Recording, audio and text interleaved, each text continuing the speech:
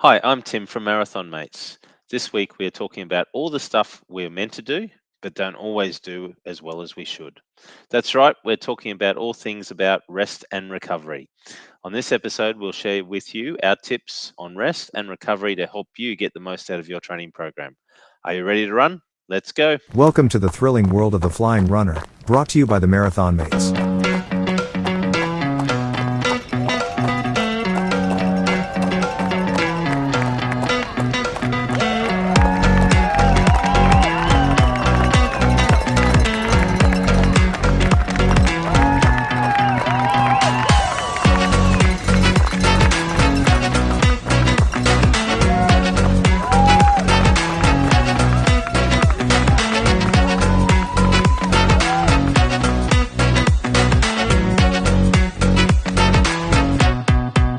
Hi, everyone, and welcome back to the Flying RuNR podcast, our 49th episode.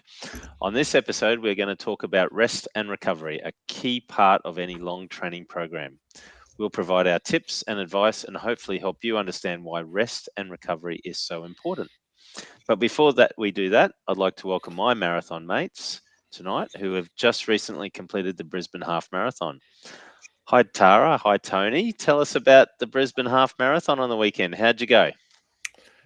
Tara, do you want to go first? Yeah, sure. Hi, everyone. So as those who have listened into last week's episode would know that I took a bit of a tumble.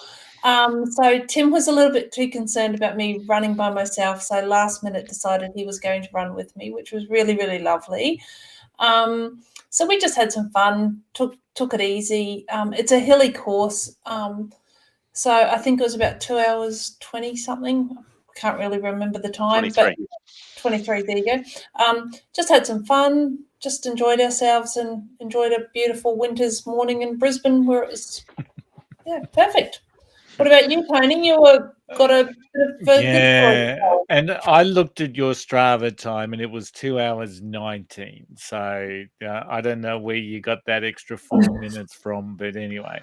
I agree with you, 100% too hilly for me. So, but it was a great day.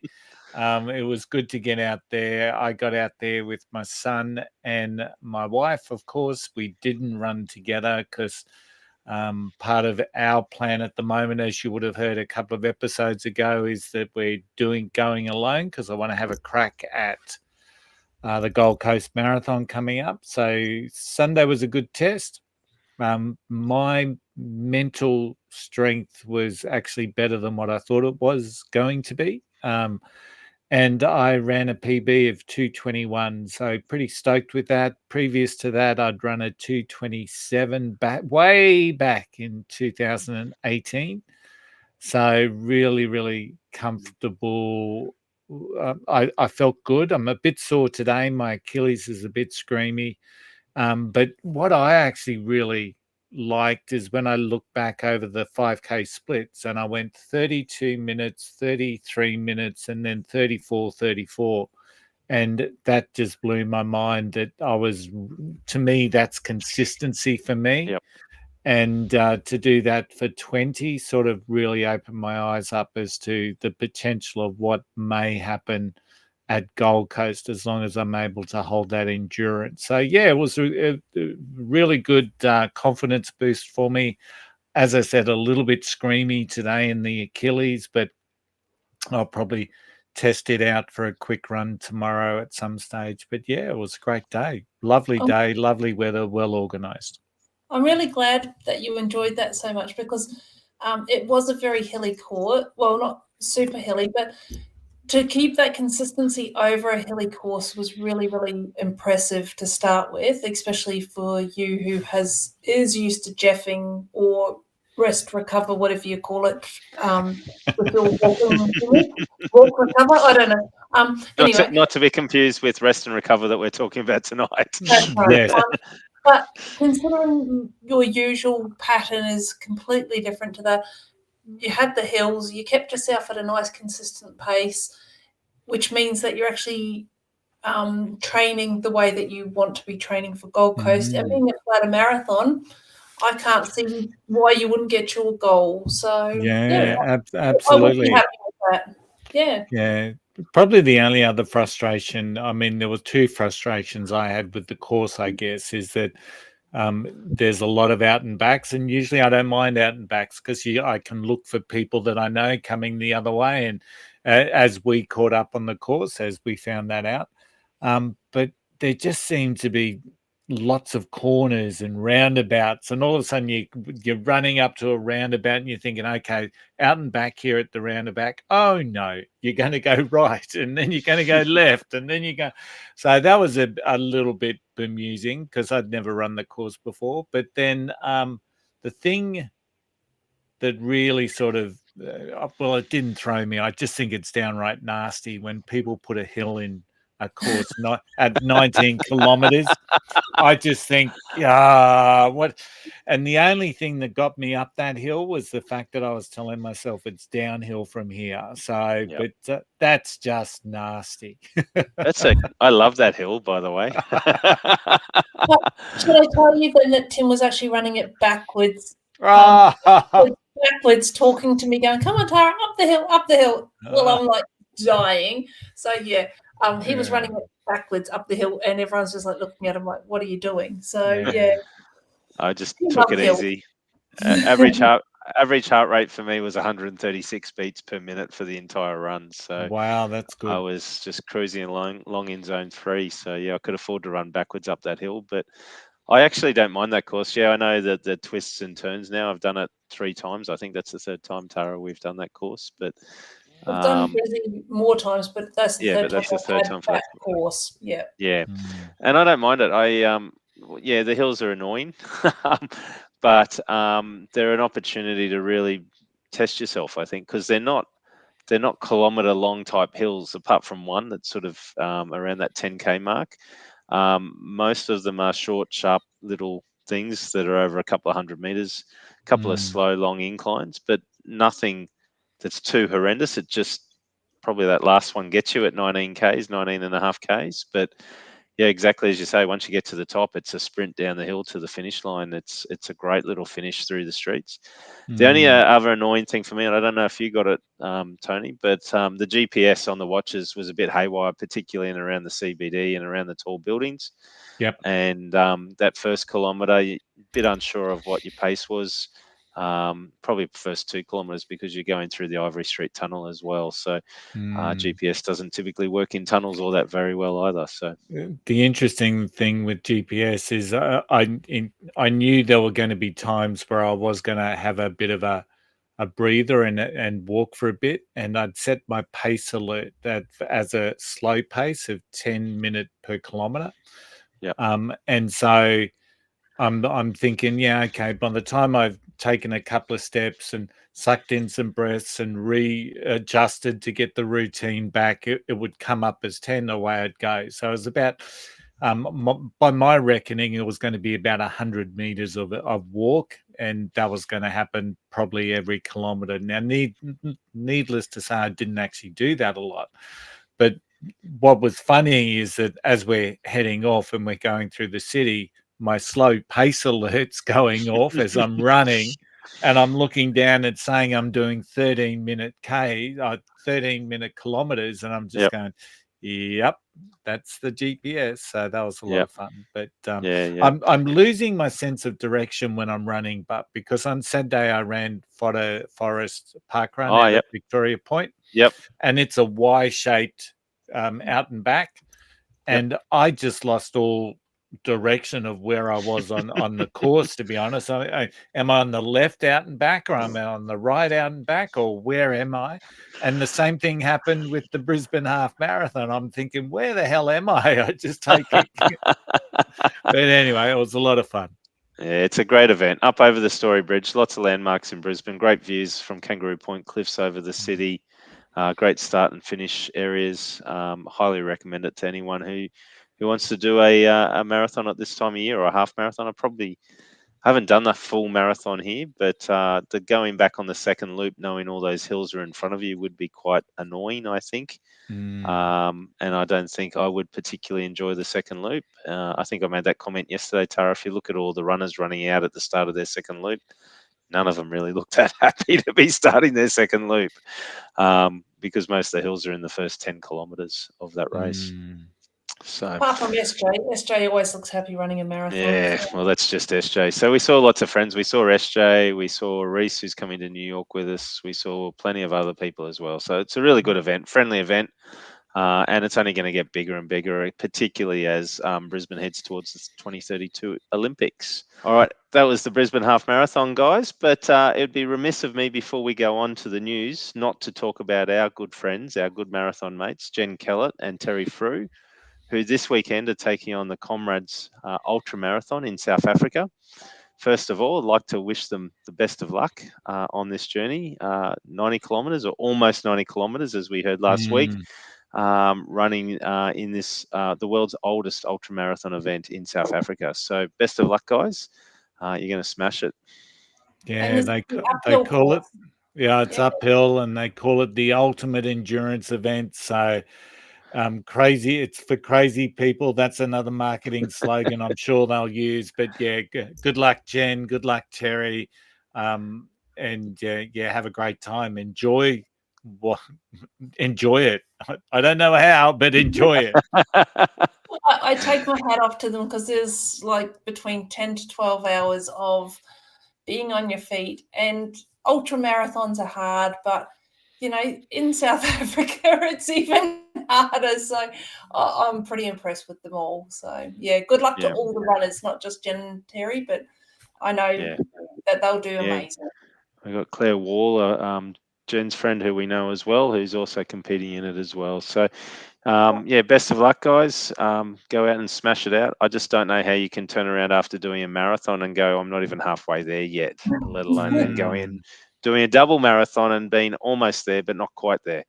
Well, we just about that with the half marathon. To turn around and do another half, I've got to do it all over again for a marathon.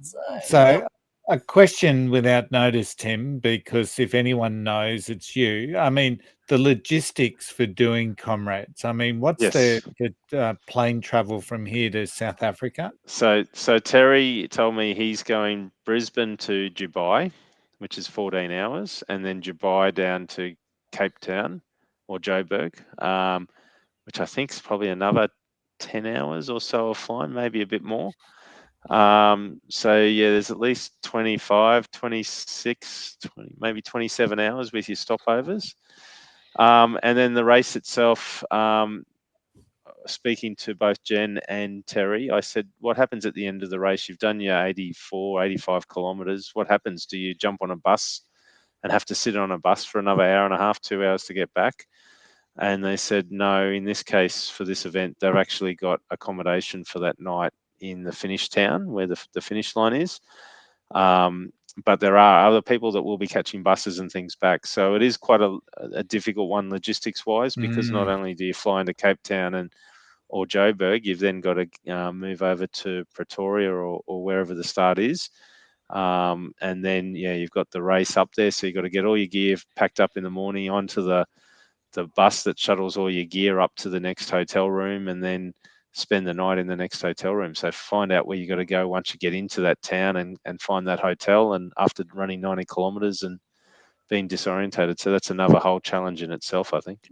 Absolutely. Terry was telling us what he's putting into his drop bags, though, that he gets 3 drop bags along the way. And he was telling us what he's going to be putting into each of those drop bags and how important each thing's going to be at what point. So, I'm really looking forward to hearing what the results are at the end. So that's this weekend. Is that right, guys? Yes. Yes, it's this weekend. So wishing him all the best of luck, and hopefully you don't get eaten by a lion along the way. Good luck, guys. Definitely news time now. All right, now it's time for the news.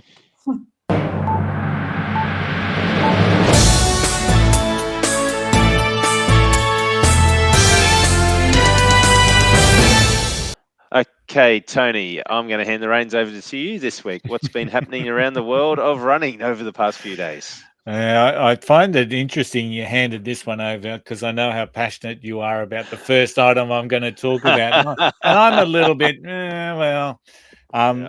right around the world, there's been a lot of frustration around the Olympic marathon trials and the way teams were being selected. And I think that played out here in Australia during the week. And we were in a position where we had 6 Australian women who qualified under the Olympic qualifying time of 2:26.50. And the 6 women were in order of fastest to slow. We had Sinead Diver, Jen Gregson, Lisa Waitman, Izzy Bat-Doyle, Jess Stenson, and Eloise Wellings. So in a perfect world, and if they'd all competed at the one marathon and they came all under the target, you would say that Sinead's the fastest and Eloise would have come 6th, right?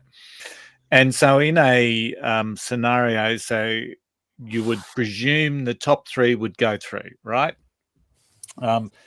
And the problem is that I think Athletics Australia had not formally sort of told people what the what the selection standards were going to be. But they haven't as yet formally announced the team, but it appears that They did today. It has Yes. been. Yep. Today.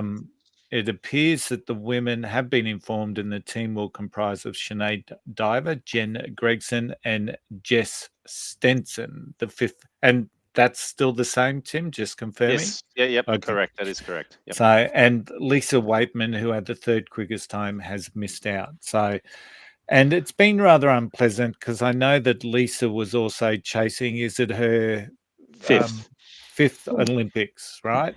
So, and you can imagine that it was quite emotional. And there's been a couple of unpleasant things said on social media, namely from Lisa's husband and coach to Jess Stenson, including that Jess takes down photos of Lisa and her family. So it got really quite personal and nasty. Sally Pearson has waded in. She's come to the defense of Lisa. And yeah, look, Lisa's taken it to a further arbitration court. I don't know how successful that's going to be. Yeah, she's pulled out of that now. Yeah, so it is really, really disappointing because the women, women marathoners usually get on so well, and they're such great supporters of each other. And I think one of the biggest challenges is there was just no inkling of why the selection was made the way it is, nor did the ladies have the great knowledge of how the selection was going to play out, what was going to be the deciding factors. So Jess has only just come back from having a second baby, ran a qualifying time with only a small amount of prep. So Jess is the reigning Commonwealth Games Olympic medalist. Lisa has a 7-to-1 winning ratio against Jess when competing. Internal politics, it's just ugly. So yeah, it is. It's a shame that it's come out and it's been so public in the press over the last week or so. It's probably ended some personal relationships there between a couple of the individuals.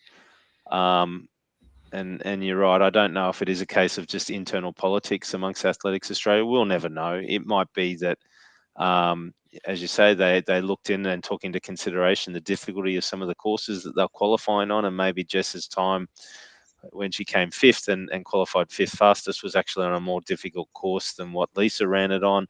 Maybe other circumstances behind it. It could also be as simple as one athlete sponsored by a particular company that marketed, I guess, or campaigned to Athletics Australia a bit more heavily than the other one. It could be that in the past, Lisa's been asked to do certain things by Athletics Australia and attend certain events or be present at certain functions and not turned up to them. It could be anything like that. It could be petty.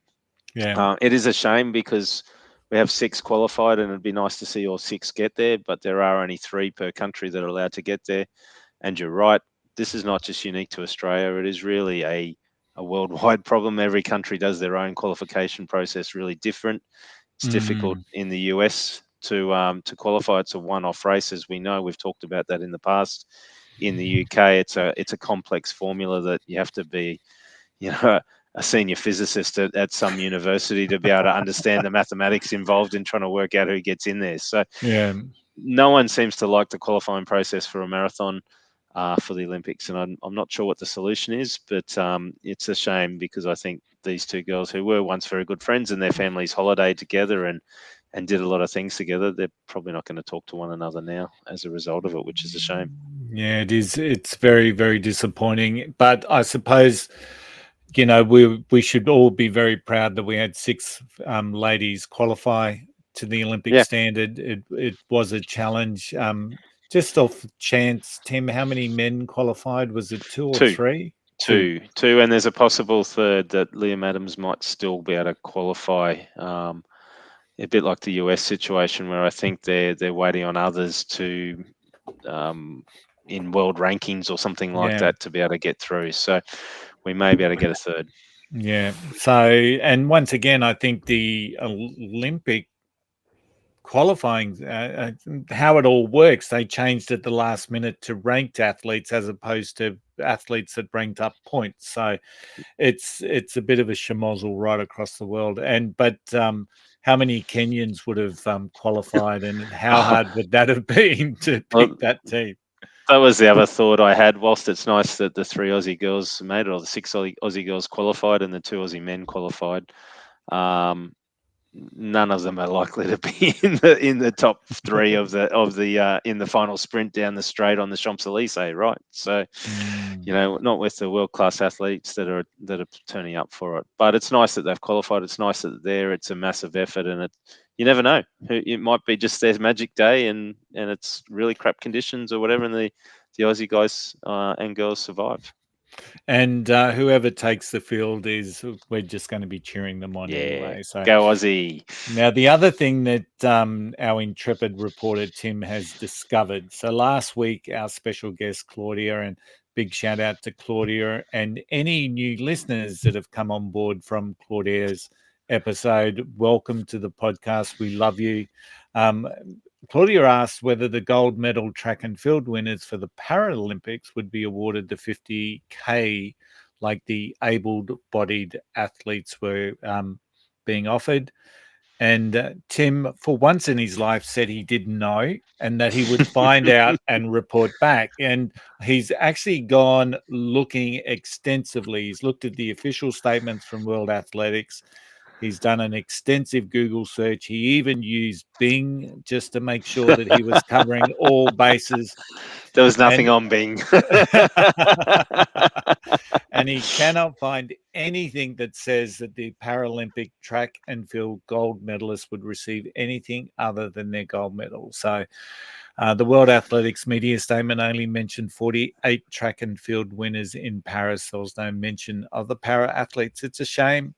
And it appears that they just won't be receiving the cash. Yeah, and as I said last week with Claudia there, the World Athletics has said that they're using the broadcast revenue that they get from the Olympics, and they're putting a percentage of that across to the gold medal winners. And unfortunately, the broadcast revenue that they would be earning from the Paralympics would be a very, very, very, very small fraction. And probably would not be enough to cover probably their costs to supply coaches, not coaches, people to come and officiate and all the rest of it as well, even though a lot of them do it on a voluntary basis as well. So it's a shame. It would be nice if everyone was treated equally, but unfortunately that doesn't seem to be the case. Absolutely. All righty. Well, thanks, Tony. That's the news for the week. But tonight we're going to be talking about rest and recovery. So I'm going to kick off the questions and get you guys to answer them. So how does that sound? Sure. Let's go. Cool. All right. First question to both Tara and Tony. What is the difference between rest and recovery? I'll let you go, Tara. Thanks. So my definition of it, and look, everyone's going to have different versions of what they call rest and recovery. So I would call rest something where I'm actually probably not doing anything strenuous. So I would call my rest, so going for a gentle walk, just being really, really casual about everything that I do. Recovery is still putting some effort into your exercise for me. So if I'm going for a recovery run, for example, I would be going for, or a recovery walk after a marathon, I would be walking with purpose. So it would be actually, like, say, for example, after the Gold Coast double that we do, I will be doing a recovery walk. I won't be doing a run, I'll be walking, but I'll do 10Ks and it will be with purpose. So it will be quite a good stroll at a decent speed and it'll be 10Ks. Whereas if I was on a rest day, it would be just a gentle stroll through the park at, maybe 3Ks and stopping to look at the birds and stuff like that. That would be my version of it. However, Tony, have you got something different? Yeah, very similar, I guess. So this morning I went for a recovery walk. So I, got up at the normal time and I went out and just to get some movement happening again in my legs. And as I said, a bit of a screamy Achilles, which felt better after I'd warmed it up. So, and then went back to screamy as I got ready for work. So to me, that's what recovery is about. It's doing some stretches, being a little bit active, just getting some blood flowing. Rest, on the other hand, can go from making sure that I'm getting a good night's sleep as best I can with some aches and pains, or sitting down on the couch having a beer and watching a footy game, right? So, and once again, what we say is not highly recommended. So please don't take that as gospel that you can go home and have a couple of beers and watch footy after you've run a marathon. But to me, that's what rest means. It means I'm just taking it easy. I'm just going to chillax for a while, and some most of the time after a long run, I'll ice my legs quite extensively. So we've got half a freezer full of ice packs. So we just wrap ourselves in ice packs and we'll just rest. It's just quite calming. So Yep. I was just going to sneak in and say, no, you don't have the beers after. You have them before the marathon, don't you, Tara? It works very well for me. Once again, not endorsed by any sports nutritionist. Just the female is running crew. I agree. Rest is literally that moment where you are taking it very easy. You're letting the body heal itself essentially and having some time off, whereas recovery is light effort and still doing something but deloaded. So if that is what rest and recovery is, why then is rest and recovery important to you both physically and mentally? And secondly, what does it look like for you guys? You've sort of mentioned a little bit there, but why is it important to you and what does it look like? I think mentally it's incredibly important, to be able to contemplate what you've just done and what you've just achieved, or to sit back, review, reflect, however that happens. That's normally what I'm doing while I'm having a bit of a rest, while, we need to be proud of our achievements, whether it's a 20K long run or whether it's doing a PB in a marathon. Both of them, the average person is still sitting on the couch watching the latest soap opera or reality TV series. So, for me, it's about that mentally just taking stock of what I've done and potentially even starting to get ready for the next challenge or what I'm doing next week. So, but from a body perspective, normally what I find now is that if I don't do rest and recovery effectively, day two, I'm usually sorer than day one after the race. And then that is really playing head games with me, because I'm thinking, when do I get back into some running? Because I've now got another big run that I've got to do on the weekend. So to me, I just think it's really important mentally, but it's also, you've got to do it right after a race. Otherwise,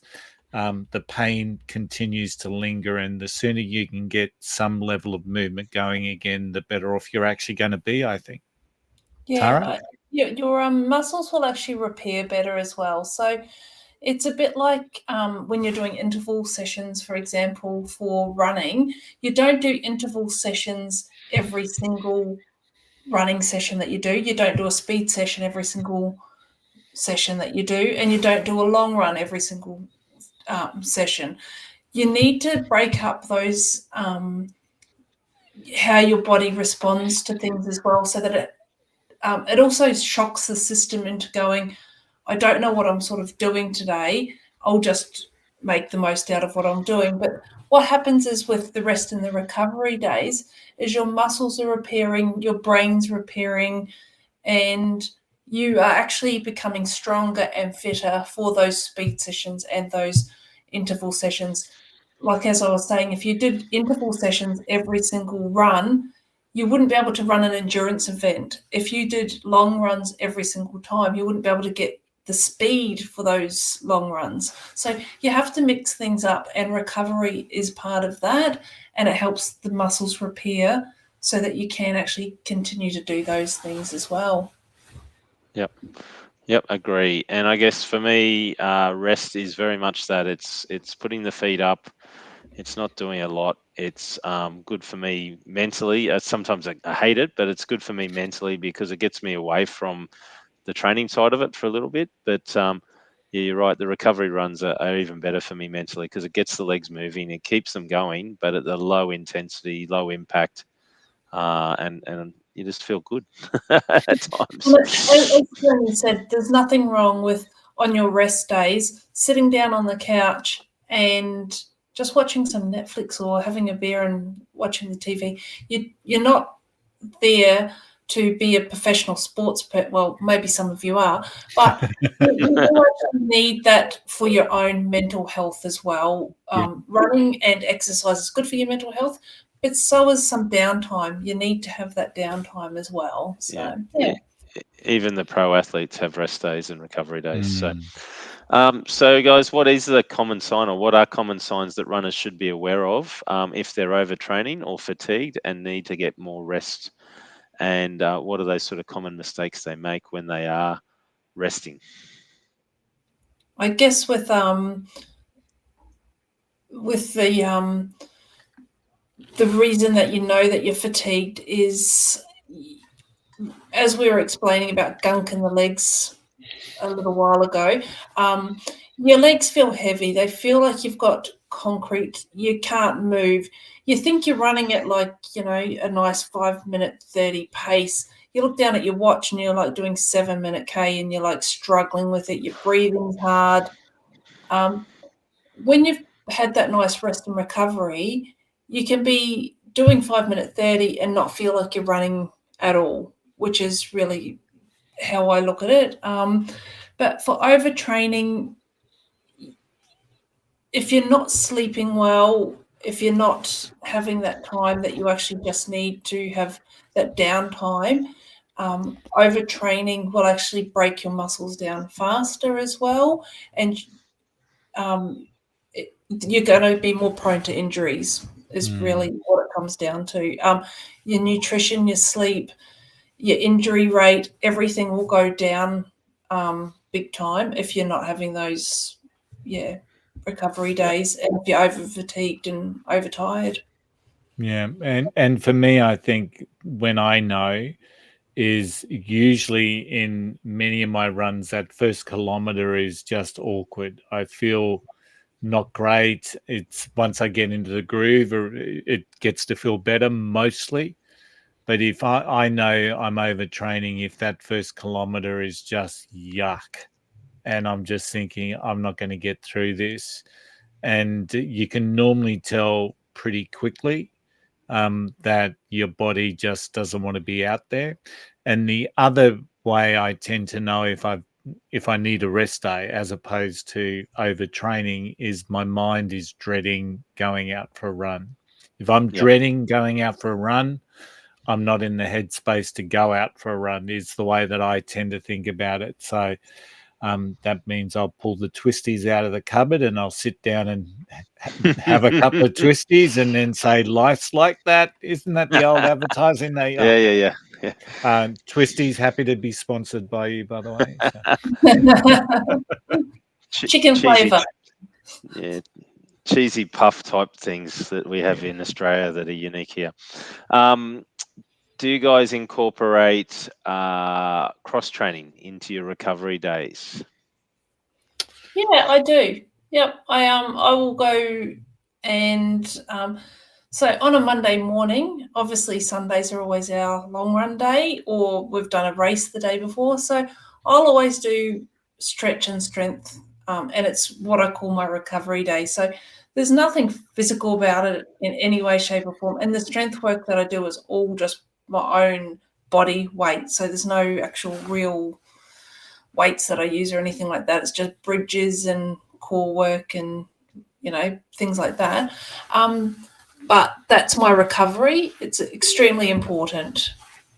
Yeah, I just have a range of stretching and strength exercises that go on, and I just do them relatively constant. So,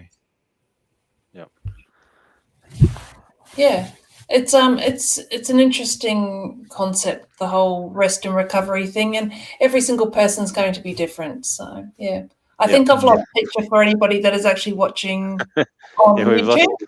lost your picture, but we can hear you. Yeah, sorry, have That's no all right. idea. You've probably stopped the video button somewhere, but that's okay. So at what point in your training blocks do you look to have a rest week? Do you do them regularly, or do you just put them in when you feel like it? I'll kick off. I normally I play that one normally by feel, but traditionally that feel is about 8 weeks out. So from the event, the race event that I'm aiming for. So I'm usually, depending on whether I've had a 12-week or a 16-week, I'm either 4 weeks in or 8 weeks in, and I'll normally have a bit of a light week.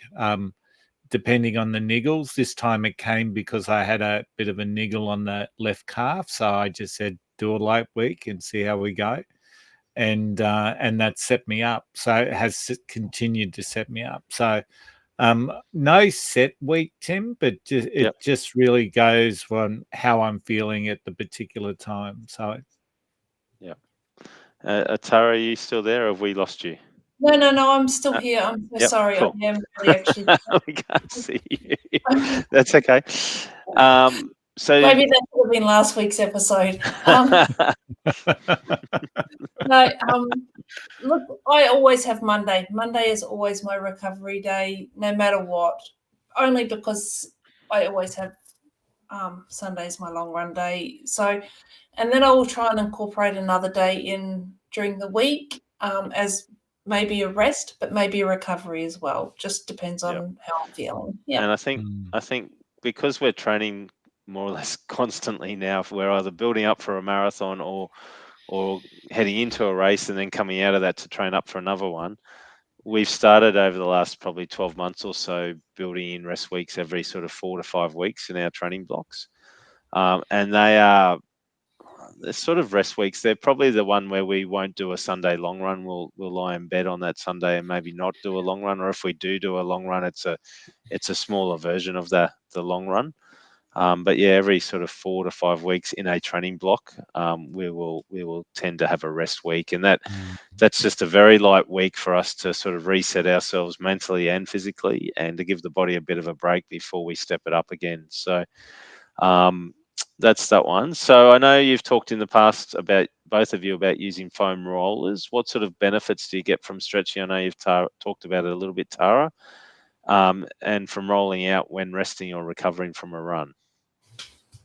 I don't tend to roll out directly after a run because those muscles are inflamed already still and got those micro tears. So I won't use the foam roller directly after a run, especially not a heavy rolling session. I might do a light one depending on how my legs are feeling or anything like that. Gentle stretching, though, is really important for me just to get up and move and just be able to reach out and get my hamstrings moving, my back moving, my hips moving, stretching out my neck, making sure that everything is back into alignment the way it should be, because running does actually decompress your spine, decompresses everything, and your hips and your hip flexors get very, very tight. So I tend to loosen those off. And then I'll start the foam rolling after a heavy session on the ITBs and stuff. Usually Tuesdays or Wednesdays, depending on how sore they are, just to get those ITBs back to where they should be. Yeah. Yeah, I just I'm a big advocate of the foam roller on my calves and usually my quads. And one of my little favorite tricks is if I'm just sitting there watching TV, I'll sit on the floor and just rest the calves on a foam roller. And it's amazing just the impact that gravity can do. I'll get it on a tight spot, a sore spot, and just let gravity do the work. And then after a couple of minutes or so, all of a sudden you feel it release and you go, ah. And then you go find another little tight spot. So, but yeah, I need to use a foam roller better for my back and my hips, but at the moment, my focus is always just on my hammies and my calves. So. Yep. I don't really like it. It hurts too much on my calves and I like it on my lower back, but I don't like it on my calves. It hurts way too much. Now, we've had a whole episode before, episode number 46, where we've talked about nutrition and the importance of nutrition. But briefly, guys, what part does nutrition play in your recovery? I think I have talked about this one before, about making sure that there's enough protein and stuff in your diet afterwards to build that muscle recovery and repair back into it. And also just making sure that, you're well hydrated with the electrolytes and stuff like that for the recovery, just to make sure that your body has got the nutrients that it needs to help, obviously, with all the circulation and stuff. Tony? Yeah, same again, just protein and closely followed by a nice cold beer. Well, that's carbohydrates. That's beforehand, remember? Yeah, you have to have the right level of nutrition. You got to know what works for you. So we normally have a protein shake as soon as we possibly can. Sharon's an expert at iced coffee protein shakes, so we love diving them down. But there's a number of ones that you can buy that are relatively okay, and then that's really important for getting your muscle repair and all that sort of stuff happening. But then, chocolate thick shake doesn't go astray. After the marathon on Sunday, a nice cold Coke was well cared for, because it was just what we needed. So, sometimes you just need to replenish some sugars, and that really, really quick. So you won't see too many sports nutritionists telling you about go grab a can of the Red Ambulance, but sometimes I'm a huge advocate of doing that. But yeah, it's important to get protein in and to replenish yourself from an electrolyte base.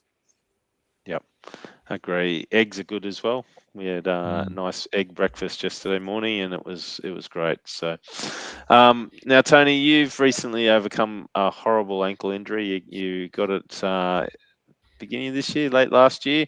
Yeah, late last year, and you had to nurse yourself back through that whilst training for a marathon in March in Tokyo. So, how did you do that? What part did rest and recovery play in your return from that injury? Well, one of the key things that when you do have a horrible injury, or is you've really got to listen to the old saying, listen to your body, but listen to the experts that are helping you along the way. And there were times there where no matter how hard I wanted to do something, the reality is if I did something, it was just going to make the ankle and the situation worse. So, as you know, I went into a boot 4 weeks after the injury. So that was just me being pig-headed and wanting to get back on the training course. But once I'd realized and once I'd seen our physio, and he sort of pointed me in the right direction. Knowing when to rest was really important. I really didn't go out of my way to do many runs at all, but it was just trying to, and I still try and do it today because my ankle just locks now, and I need to continue to work to stretch the muscles around it to unlock the ankle. And I just had to make sure that I was doing the exercises that I knew were going to get me back, and just to provide the support when I did get back into running. So I still wear an ankle brace on it just in case it gets a little bit fiddly around a course or something. But yeah, understand what you need to do to get back from your injury, and don't let your mental games bring you back earlier. So a good example at the moment, a guy from work, as you know, we've been doing some park runs together, and he really hurt his his knees from an old footy injury. And he went and did he's done park run the last 2 weeks, but he's walked it. And after 2Ks there on Saturday, he was thinking, I'm feeling good, I might go for it. But he kept pulling himself back because it's a long process to come through. And I think that's the part that rest and recovery plays. You need to know your limits and stick with them until you're ready to go. 100%. 100%. Now, Tara, when you do your recovery runs, what sort of distances are you sort of looking at? You're not going off and doing a 21-kilometer recovery run, are you? No, definitely not. My long runs are slow enough already, so my recovery runs are done at my long distance speed. So maybe just really going to feel and making sure that the body can actually handle what I'm doing as well.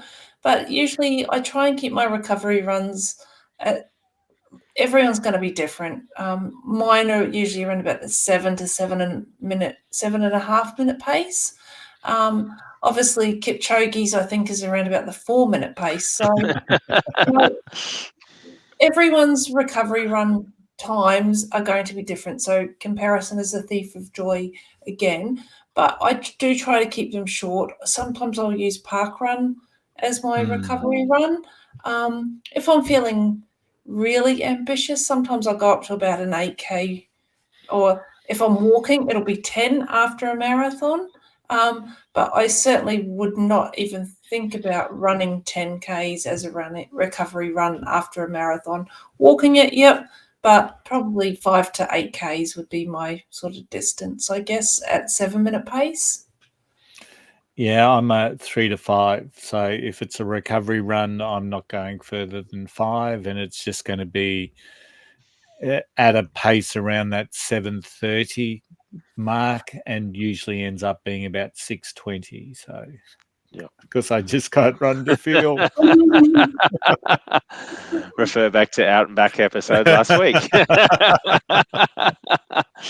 One day you'll get there. It just takes time. I'm still not perfect at it, but yeah, it's weird. Sometimes you think you're going slow and you're going fast. It's just weird. Now, I know we've all got Garmin watches and would gladly accept a Garmin sponsorship. Hint, hint, Mr. Garmin. But there's a great feature on your Garmin watch that measures your recovery and predicts your recovery overall. Have you guys used that function before or look at that function very much? Yeah, look, my watch tells me all the time. Like this morning, I did a stretch and strength session, and then by this afternoon, I'm sitting at my desk at work, and it's going, nice work on your light load today on your recovery effort. And I'm like, well, that's great. I'm obviously in recovery effort. So obviously I'm doing something right. I do get pretty disappointed in my Garmin, though, when it tells me that I'm unproductive. I feel that I've actually really run hard. Look, I like it when it says nice work on your recovery. But yeah, I pay much attention to it? No, I usually go by how my body is feeling more so than what my watch is telling me, because, as I said, it tells me I'm unproductive when I've just done a 32K run before a marathon. So, yeah, I'm not really listening too much at that one, unfortunately. Yeah, we have the venue too, which isn't necessarily the greatest watch for Garmin in terms of pacing and recoveries and whatnot. So mine actually doesn't have the recovery feature. So, Okay. but it does have that annoying thing which I turned off, the one that says you haven't been productive enough. So it does have that. So I took great pleasure in turning that off and saying Yep. I don't need to listen to that. So that one Yeah, where you can slim down after a marathon, like for 20 seconds, and then it says move, and you're like, yes, and you go, no, I'm not. Yeah. I think everyone has turned that feature off on their So there's probably a whole episode on all the various Garmin functions, which we'll look at doing at some stage. But the other one on the Garmin's is the body battery, which is it gives you a sort of a score from 0 to 100, I think it is, and it rates your battery, essentially how much energy you've got left in you. And I find that is pretty good at indicating, have I slept enough, have I got enough, burned enough energy, that sort of stuff. It picks up all that.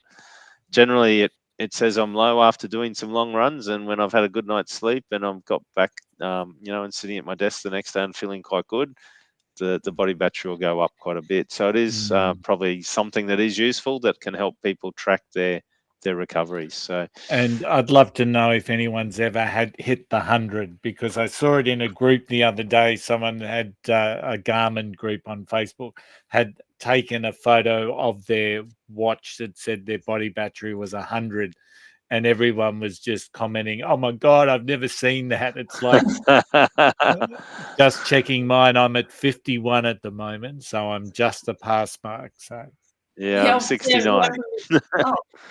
I've obviously been way more active than what all you guys have been today, because now I'm down to 14. So, yeah, time for bed for me.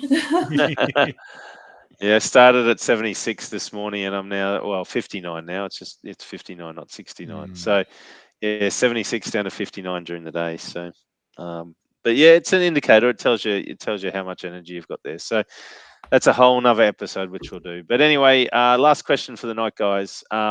What is the best bit of advice for new runners starting out who are wanting to build up mileage in their legs around rest and recovery? What's your best bit of advice for them? I would highly recommend starting out slow.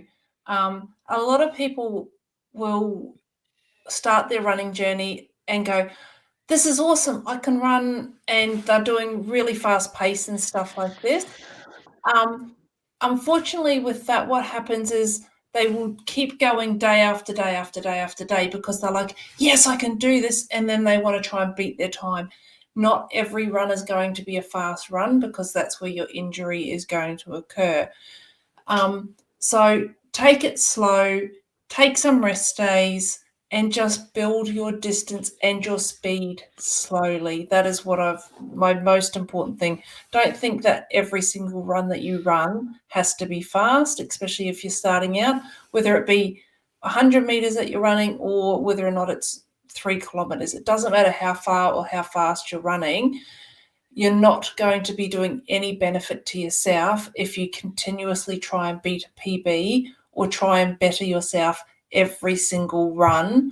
It's just not going to work. So you need to pick one day a week that you're going to go faster, and the rest of them you just need to work out your plan so that you're not going to cause any injuries, because a lot of people get put off running because they start out too fast, don't have the recovery and rest days, and then just burn out. So highly recommend those rest days in between. Yeah, and I agree 100% with everything that Tara just said, and I'd just add in alternate days wherever possible starting off, and just be really proud of any progression that you're making. So you're not going to start running 42k in a session, if you're aiming for your very first marathon and you haven't been running for the last 3 years, it would be crazy to say, I'm going to go run 42K today. Run for a kilometre, and then just be proud of when you get to the next benchmark, whatever that is. But always, I would recommend having a rest day after any run, no matter how small it is, especially if you're starting out. Just getting used to moving again and recovering and then going again. So Yeah, and my bit of advice would be, don't be scared to stop and actually have a rest day. You know, you've got to look after yourself. So, yeah, so that wraps up our questions tonight on rest and recovery. Hopefully, you've all learnt something from us, and you can incorporate something into your training program going forward, I guess.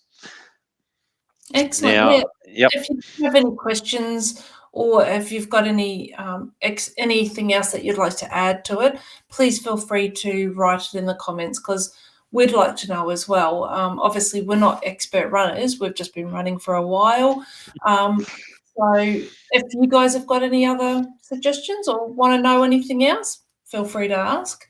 But before we finish up, we will always get a tip from Tim. So, Tim, what's your tip this week?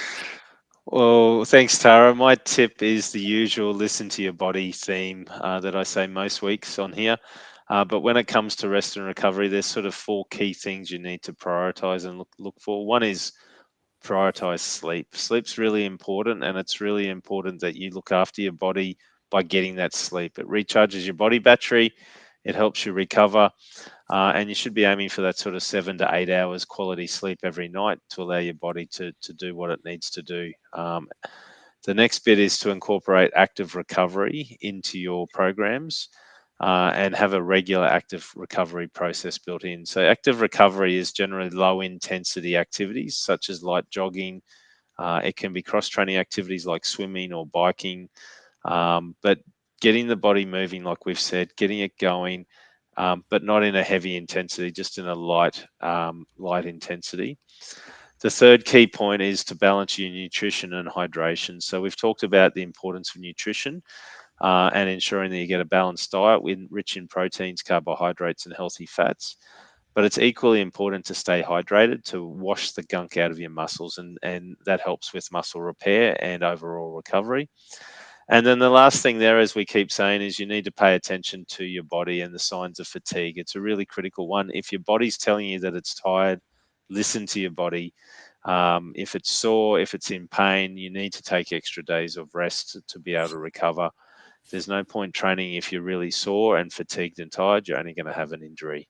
So that's my key tip this week, guys. How does that sound?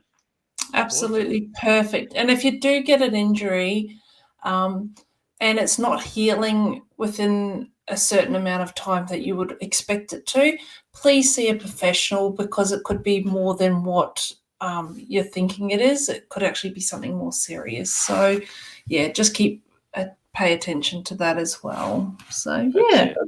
Cool. All right. So that is about to end our episode for tonight. But before we do that, Tara, what's on next week? Oh, okay. Yeah, cool. So next week we've got a show on running etiquette because this was really something that fascinates me on the etiquette of the unwritten rules of running. So there's some out there that people instinctively follow and some that people don't instinctively follow.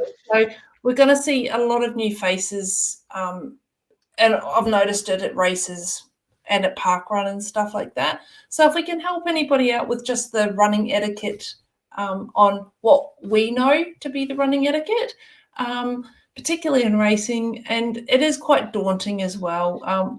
We've got your back and we're going to give you the lowdown on what goes on there. So it's going to be a good episode with what every runner should and shouldn't do, hopefully. That'll be a fun episode, actually. So I think so. I'm looking forward to that one. I think it will be hopefully one that we can educate a lot of people on and change some of the way we see runners behaving out there on the road, but also in races as well. Yeah. So it's not the done thing to just suddenly sidestep across 4 runners to get to a drink station. And then Yeah. just smack all the cups out of the way. Yeah. Yeah. Or just spray your water out the right-hand side into somebody else's face as they're running past as you're trying to empty your cup. Or do you stop rocket without looking behind you? And Yep. just on another note, I got a swoosh at Brisbane Half Marathon too. Oh, Well So Well done. done.